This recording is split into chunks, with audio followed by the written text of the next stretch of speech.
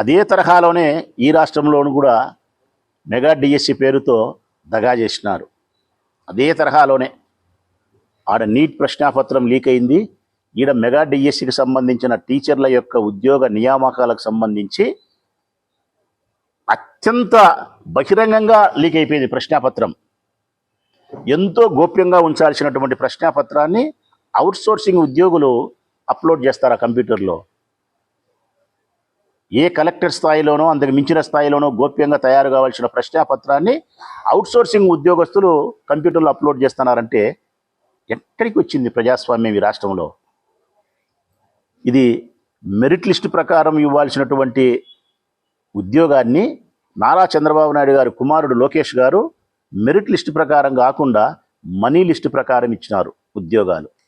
ఒక ఉద్యోగాన్ని 15 లక్షలకు 20 లక్షల రూపాయలకు మీరు సెంటు 10 లక్షలు 15 లక్షల రూపాయల ఫ్లాట్లు అమ్ముతారు కదా, అట్లా ఉద్యోగాలు అమ్మినారు.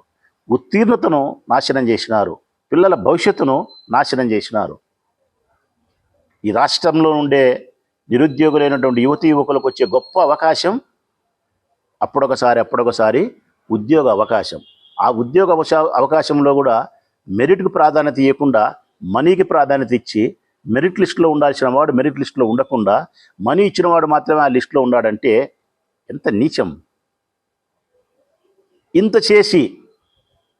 చేసి రాష్ట్రంలో ఉండే యువతంతా గగ్గోలు పెడతా ఉన్నా, వైఎస్ఆర్ కాంగ్రెస్ పార్టీ గగ్గోలు పెడతా ఉన్నా, మానవతావాదులు ప్రజాస్వామ్యవాదులందరూ ప్రశ్నిస్తూ ఉన్నా, నారా చంద్రబాబు నాయుడు గారి ప్రభుత్వానికి చీమ గుట్టినట్టు కూడా లేదు.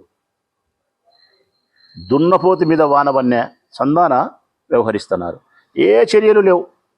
దానికి సంబంధించిన అధికారులపైన చర్యలా, లేకుంటే నీ కుమారుని పైన వచ్చినటువంటి ఫిర్యాదు కావచ్చు, అభియోగం కావచ్చు, అవినీతి ఆరోపణ కావచ్చు, దానికి సంబంధించి నిరూపణ చేసుకునే దాన్ని చేసిన ప్రకటన కానీ చర్యలు కానీ ఏం లేవు.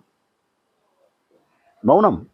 అంటే ఎట్లన్నా సావండి, ఈ రాష్ట్రంలో యువతీ యువకులకు ఉద్యోగాలు లేకపోయినా పర్వాలే, బాగా చదువుకుండే పిల్లోలకు రాకుండా మీరు అనుకునే పిల్లోలకు ఉద్యోగాలు వచ్చి నాశనం అయిపోయినా పర్వాలే, రాజకీయ పార్టీలు గగ్గోలు పెట్టినా పర్వాలే, ఎక్కువ మాట్లాడితే మీ మీద కేసులు పెడతాం, జైల్లో పంపిస్తాం. ప్రశ్నిస్తే జైలుకే. సాక్షి పత్రిక ప్రశ్నిస్తే 29-30 కేసులు పెట్టినారు సాక్షి పత్రిక మీద. సాక్షి ఎడిటర్ మీద మళ్ళీ ఈరోజు కేసు పెట్టినారు. ధనుంజయ రెడ్డి మీద కేసు పెట్టినారు. జీవోలు ఇస్తున్నారు. ఆశ్చర్యకరం. పత్రికా సంపాదకుల పైన, పత్రికా జర్నలిజం పైన కేసులు పెట్టేదానికి రాష్ట్ర ప్రభుత్వం జీవోలు ఇస్తుందంటే ఈ రాష్ట్రంలో ప్రజాస్వామ్యం ఉందా అని ఒకసారి మనం ఆవలింపు చేసుకున్నట్టయితే ఈ భారతదేశంలోనే అత్యంత బలహీనమైన రాష్ట్రంగా ఆంధ్రప్రదేశ్ రాష్ట్రం మిగిలిపోతుంది. ప్రజాస్వామ్యాన్ని పరిరక్షించడంలోనూ, ప్రజాస్వామ్యం అమలయ్యే విషయంలోనూ.